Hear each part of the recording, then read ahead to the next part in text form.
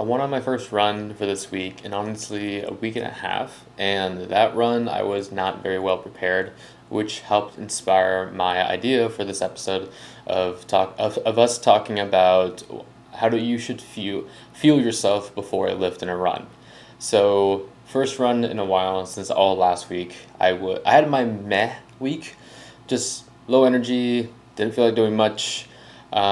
Just there was a nagging injury I kind of had from a old knee condition. So I've had three left knee surgeries for context back when I was a teenager, and then the other two surgeries were during my undergraduate years. So during my early 20s, as I'm 28 years old right now, and so plethora of different things compiled last week that created in the product of me being meh.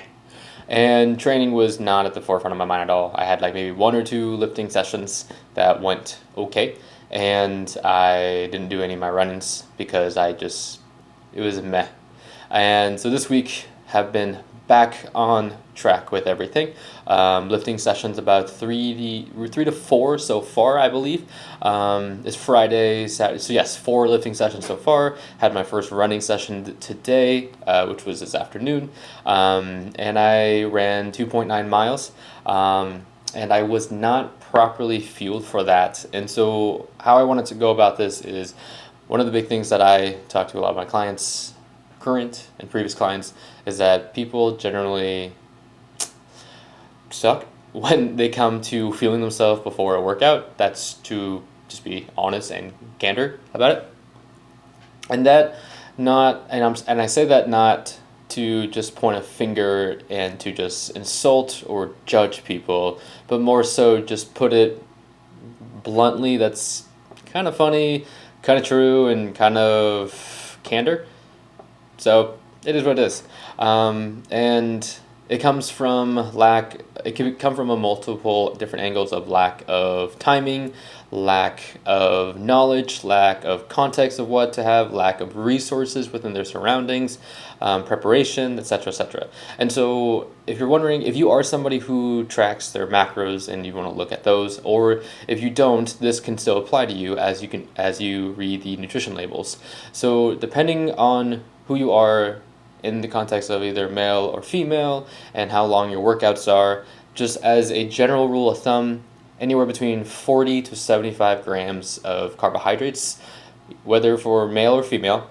This is a very general, easy guideline to help guide you, really, or rule of thumb, whatever word you want to use there. Is so say whoever you are, depending on what type of activity you're about to do, whether it be mainly strength training, whether it's anything endurance based, a mixture of two, a boot camp, CrossFit class, whatever, having anywhere between 45 to 75 grams of carbohydrates beforehand within that 30 minutes, hour before is going to be super, super helpful. And so having that much per hour is a good way to look at it. Say you are a more experienced lifter, right? And say you know that your session's about to run for about hour and a half, maybe two. So then that is where it would be a good idea to attack the situation from two different angles of either A, consuming more volume of food beforehand, so like up to in the 100s grams of carbohydrates beforehand, or having that 45 to 75 and then having some type of carbohydrate source intra workout as well, as your energy levels are dipping lower and you can feel some of those hunger sensations arising, but you still have a significant piece of work that you have to do during a training session. And so if you look at that angle, that framework, most group fitness classes, whether you are at F45, CrossFit, Orange Theory, a boot camp class, most general group fitness classes across the board run for about 45 to 60 minutes at most places on average. So having anywhere between 45 to 75 grams of carbohydrates, and plus, depending on who you are, would be a very good idea. And so look at it from that angle. And then fats, you want to keep that a little bit lower as well. And protein, something moderate, so around 10, 20. If you dip too high, then you can get full pretty quickly, and it would take a little while for you to digest it. So it may give you some type of stomach and GI discomfort when you're getting into your workout. And last thing you want to do is puke or feel very uncomfortable, especially if you're about to do a endurance based activity like running or swimming or any type of like high intensity interval training. Don't want to puke that stuff out or have any type of gut issues. So if you look at it that way, that's how much macronutrients from protein, carbs, and fats that you want before a workout, and also keep the fiber as low as you can, because fiber and protein will help the slowing the digestion down, and you don't really want that because you really want the food to digest quite rapidly, so then you can use it for readily available energy as you go train. And so when it comes to carbohydrate sources, what type? So complex, save that for later. More so simple, easy on your stomach type things. And so something like this is where you're gonna have to experiment with different foods on how you function with each one, how they behave in your stomach within whatever time frame before your workout. And that stuff takes time. So like if you're somebody who's not used to eating food at all before your workout, getting that stuff in and just gradually increasing the amount per the activity demands, and just seeing how you feel, go from there and then adjust it accordingly and stuff like that. And so if you want context on how much of that stuff is like food items, like, hey, you hear me throwing around 75 grams of carbs, 20 grams of protein, 10 grams of fat, and you're like, what does that mean contextually, like visually? And so let me just share with you some ideas that I personally like and that are easy for me, because I don't want it to be a hassle, because just like you, I'm busy and I want to like go about my day, and like I just got stuff to do too, right? So think you want glucose, fructose. So carbohydrates sources like fruit or like oatmeal or like granola bars, bread, like white bread, things like that. Think of those type of things. So something I really love that's just super simple is, say if you are driving to the gym, you just got out of work and you don't have time to stop at home, but you have all your gym stuff and you forgot to prepare something, you're like, you got to stop at the gas station. So something super easy that you can do is grab one of those like cups of orange juice, those bottles of orange juice, whatever juice type of flavor or product, and then grab one of those Cliff bars, one of those granola bars, one of those higher carbohydrate bars, right? And so then, because like say a Cliff bar has like I think 37 grams of carbohydrates, and then those juices, like a small bottle of like orange juice, it's like 30 something. Boom, you got some fructose, you got some glucose, and that smashes together to being like 70-ish grams of carbohydrates, and that's something you can have quickly in the car. Boom, both items are like $2 to $3, and there we go.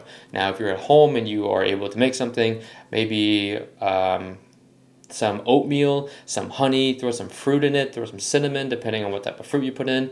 Or it could be frozen fruit, it could be fresh fruit like bananas or like berries. Those are more some of my go-tos because they're super easy. A bundle of bananas or some frozen berries. Boom, that's really easy. Or say that you are by a grocery store, you're not stopping at a gas station. Something easy that I like to also like do, just to mix things up, is I'll just go into the grocery store, grab a bundle of bananas, and probably eat two of those things, because a whole banana, depending, like a medium-sized banana, is like 30-ish grams of carbohydrates, give or take. They're going to fluctuate. And then go over to the frozen area and grab one of those like Chobani, like protein like shake, Greek yogurt protein shakes, because those have like anywhere between like 10 to 15 grams of protein in them and like 17 grams of carbs and like zero fat. So already right there, great, easy digesting.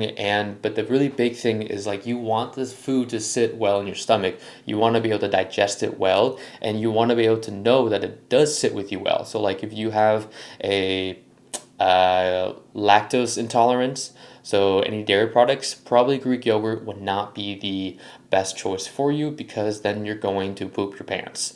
And that's just not going to work. Like you're not going to be lifting and you're not going to be running. And your stomach's going to be just all over the place, and it's just not comfy. So those are a couple different ideas there for any type of fruit, whether it be frozen or fresh, produce type fruit, or even like dried fruit. That's something easy that you can keep in your work bag, your gym bag, and stuff like that too, and pull like frozen, no, not frozen, dried, like mangoes, apricots, things like that. And yes, those will have some fiber inherently just because of the association with it being a dried fruit. That's okay. So it's not about being perfect, and it's not like you can't always manipulate every single variable, especially if you are on the fly and trying to get whatever. It's not always about to be. It's not always trying to be optimal. It's just trying to maximize your situation so then you can actually go do the thing by having the thing that you're doing support that thing, if that makes sense. So yeah, like Greek yogurt type stuff, all types of fruits, all types of juices, all types of like bars, chewy bars from like Costco, Cliff bars, just all those type of bars. Just try to keep the fats low and the protein pretty moderate, and the carbohydrates as high as you need, right? And you'll learn to tell how you personally feel going to the gym. Like for me, I do not operate well on 45, 50, 60 grams of carbohydrates. I operate well with like 75 to like 100 grams of carbohydrates per hour. And that did not just happen right out of the get-go. It's taken years for my stomach to adapt and accumulate, acclimate to that, and then the type of training I'm doing as well, and then eating foods that digest quickly and that are easy with my stomach, and I know I'm not gonna have any issues, and I can just go right into it. And so it's completely up to preference for that.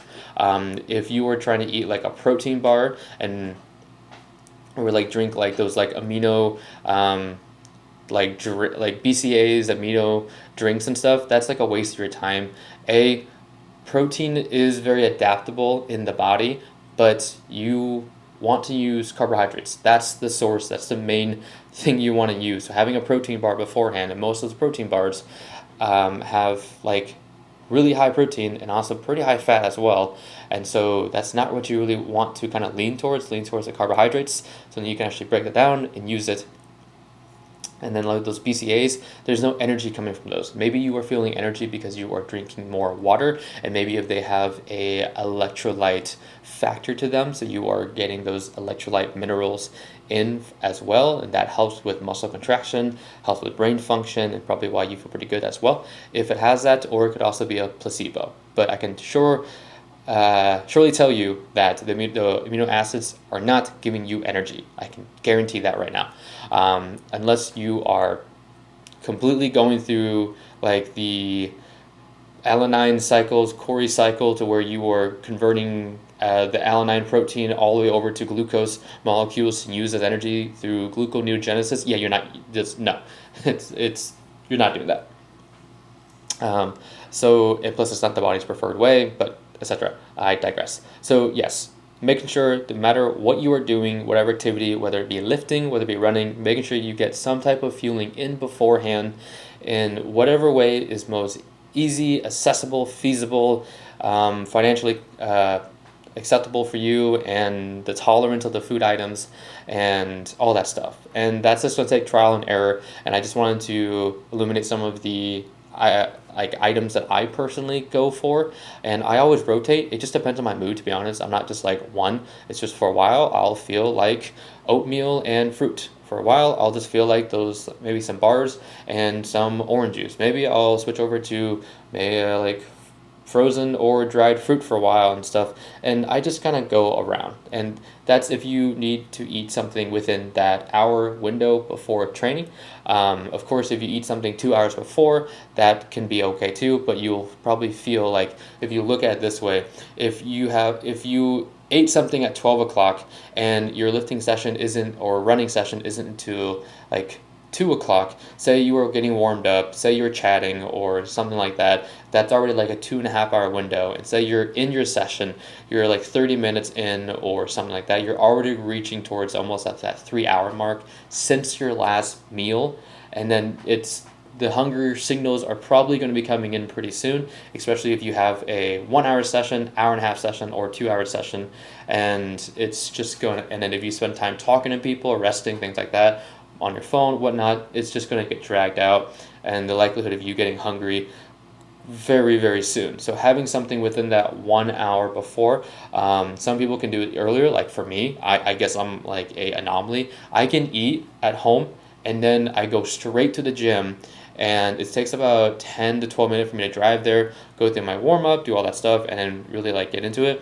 So like for me, from being like still to move to just like straight movement, start getting warm is like 15 to 20 minutes after having like 100 grams of carbohydrates. After 10 years of training now, that's where I'm at. That's me personally, and I do well with that. Some people don't tolerate that well, and also some people don't like to train with food, and that's okay. That's okay too. But training fed is going to help you in your performance a lot. Now, if you want to train fasted, that's fine too, but there is no advantage to that. It's not. It's going to decrease the performance and strength output, power output, etc. And so, yeah, it's not going to help in any of those contexts. And if there are arguments out there of like, hey, you are burning more fat because of fat oxidation and etc., especially if you're doing cardio or whatever form of endurance training while fasted, it is not superior because burning fat, fat oxidation, and fat loss are two different things. All right? Okay? So like for fat, so excuse me, just that would be a whole different podcast episode. But yes, train fed, good. If you don't want to train fed, that's totally okay too. But you will see a performance increase, strength, power, hypertrophy, because doing all that stuff gives you potential to have more hypertrophy gains, etc. Plus, you need food to grow muscle at the end of the day, that net amount of food, and at the end of the week. So yes, more food helps you grow tissue, strength, power, etc. So train fasted, my friends. Train fed, my friends. And don't be like me, the dummy, who did not eat enough earlier, and I had to stop my run early because I was hungry. So hope that helped. I will see you guys tomorrow for another episode. Peace. Much love.